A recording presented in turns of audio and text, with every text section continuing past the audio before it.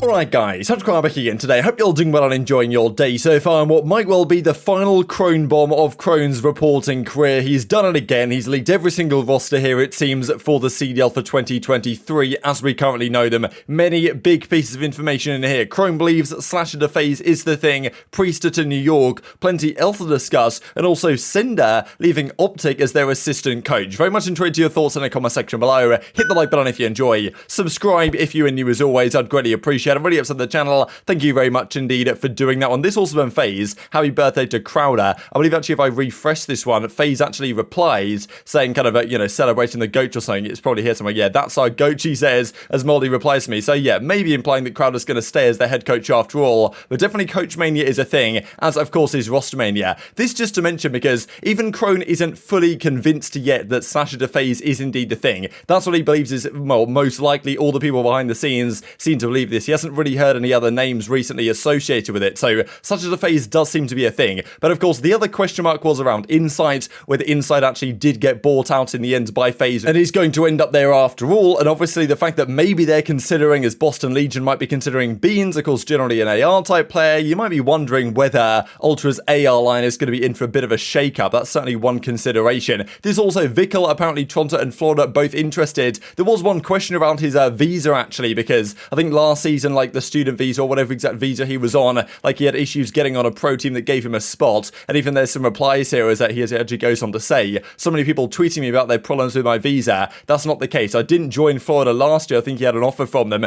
because a P1 visa takes more than a couple of weeks. There's more than 3 months till the start of the season, so saying that the visa thing won't be an issue if teams do want to acquire him, and he's saying that Florida effectively offered him last season, so they're probably going to offer him again unless he goes elsewhere, of course. Now this also interesting to note, 3 months until the start of the season. Of course, we're currently in August. 3 months from now, that's, well, November, right? And then he says more than 3 months. So if it was January where the league started, he would have said more than 4 months, you would think. So this definitely implies that a December start for the league this year is very much on the cards. Maybe Vickle knows, maybe he doesn't. But, that's another indication. Now, Rokkr tried to bait everyone with this. I honestly thought this is a pretty good piece of bait, to be fair, because I was pretty sure this one on the right here looked like Cammy. To me, it looked very much like Cammy. The hair seems about right. Everything else kind of lined up. But then I was looking at this and I was like, there's no player headshots that look anything like this. The hair is, it can't be Hook or it can't be a seam. It doesn't really make any sense. So I thought, they're just trolling with one of these guys. I honestly thought this might be attached with like a wig on or like female attached or something. But then there's no way they're doing their real announcement like that. And then surely for a good team like this, they're actually going to do a proper announcement with a video and stuff. So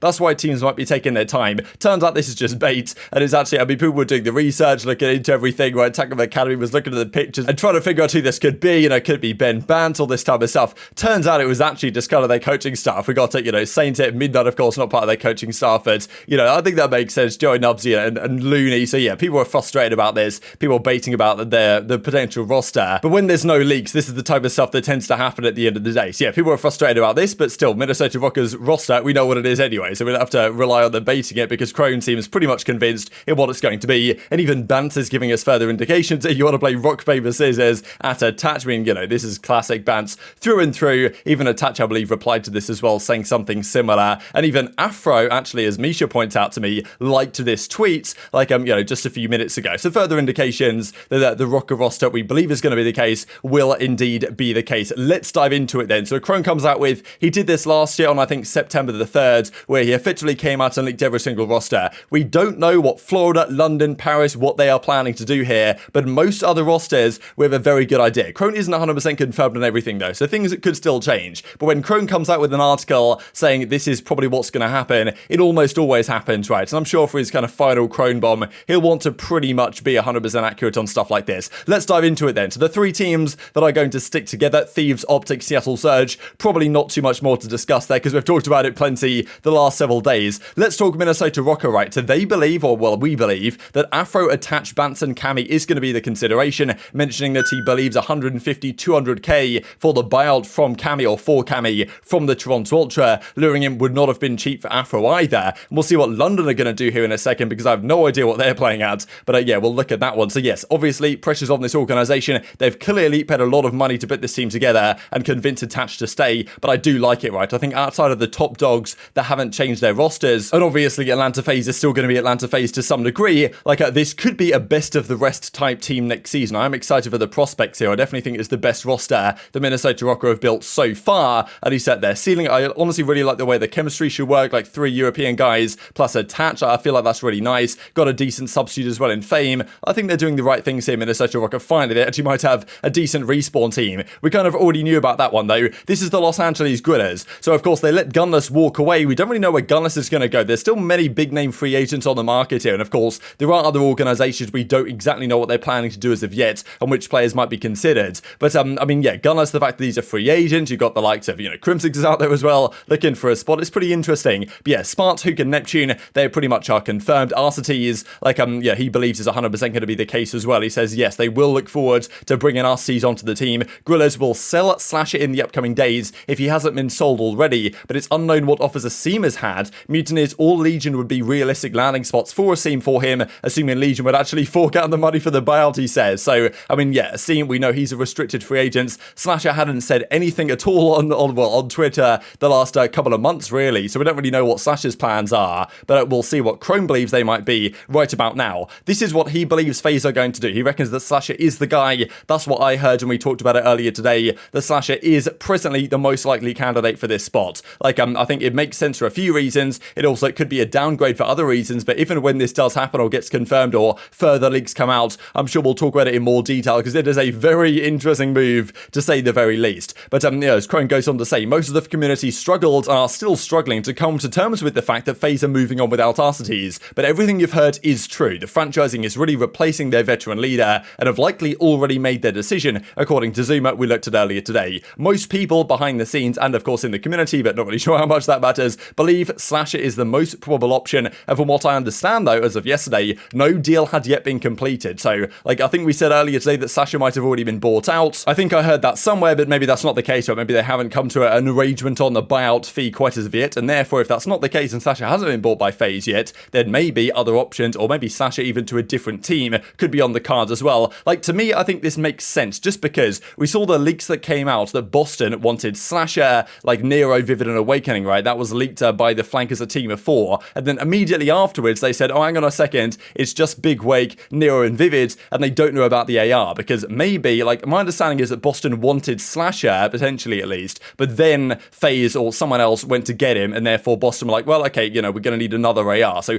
that to me is a plausible chain of events. The Boston were trying to get SlasheR, and then all of a sudden FaZe swooped in, took him away instead, and now they've got to have a different AR on the team. But that was maybe why that was initially leaked. Who knows? That's an opportunity. But yes, SlasheR to FaZe does seem on the cards. Toronto apparently CleanX, Insight, Scrappy, and Hixie. So this is an interesting situation, of course, as Crone goes on to describe. Scrappy, of course, is going to be there. As for their 4th, he's still unsure if the team is 100% committed yet, but Hixie is currently the most likely option coming in from their sub bench, saying that Afro was previously targeted, but he's now going to join Minnesota instead, because I suppose they offered more money at the end of the day. So that's an interesting story as well. Boston looks like this. So what we talked about just a few hours ago seems to be a realistic possibility that they are considering either Clayster or Methodz as their player. Early rumors suggested SlasheR would complete the lineup, but the sources at the time confirmed that was not true. Instead, it looks like Breach will choose between either Clayster or Methodz, who is currently under contract. So yes, as we discussed earlier today, Clay or Methodz, that's the decision that Boston have to make. And then subliners, I said earlier today I thought the 2 candidates might have been, for example, Priester and Gunners. I didn't really think much about Major Maniac because I thought maybe he would step in as a main AR position, but he's definitely another player that is kind of in that free agency spot as a potential pickup. He is an unrestricted free agent, so apparently their 4th is likely Priester. That's the name that is penciled in here. I don't hate this team by any means. I think it's a pretty solid team actually, but I think it definitely doesn't scream to me like it's going to be a real top runner, but I think there's a lot of potential in this squad. Major Maniac also another option apparently if they maybe want some more search and destroy prowess. That is a bit of an interesting one, and also mentioning that there is still a slim possibility that New York could actually get SlasheR. So if the whole FaZe SlasheR thing falls through, and that's the thing,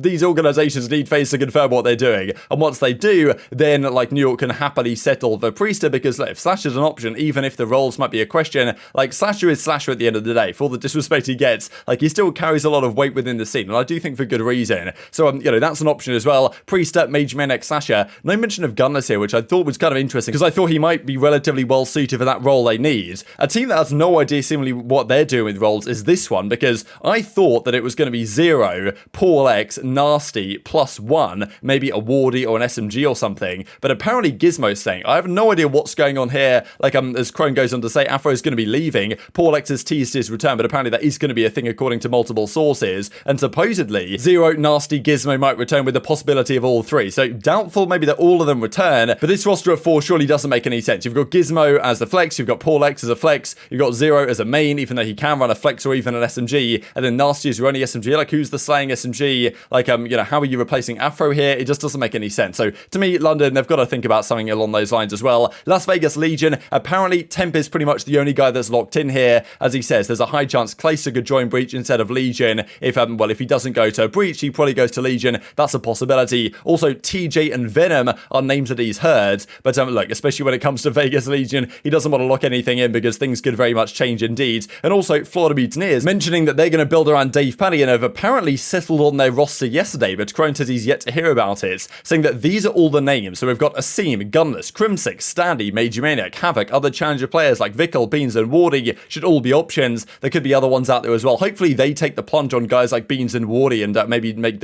up for the mistakes that London might be making here. So definitely an interesting one for you guys to consider. The other thing to mention, which I kind of hinted at a little bit before, is firstly, is I was going to open someone would leak this so I can actually talk about it. But yes, it does seem like Nova's right. You guys read between the lines, obviously, when I said the other day that Mudog might be replaced by someone or another, and we saw earlier today that Novus was leaving the Seattle Surge. That is my understanding that Novus will go back to Los Angeles Thieves as their general manager going forward. He was there as their analyst a couple of seasons ago, went to Seattle Surge, won an event, going back to Thieves. That's what I believe is going on. That's what Crone indicates here as well. Now, this honestly is really interesting to me. I did indicate this earlier today that this might be a possibility, but yeah, many coaches on the move. Seattle's coach Phoenix, apparently one of the most highest paid coaches in the entire league, could be on the move, right, to another organization. So whether these changes are because they are now effectively like free agent coaches because their contracts are at an end, or whether they're looking for money or for various reasons, or whether the organization got rid of them. Because I guess, I don't even know, did Ricky confirm yet that he's a free agent coach? Because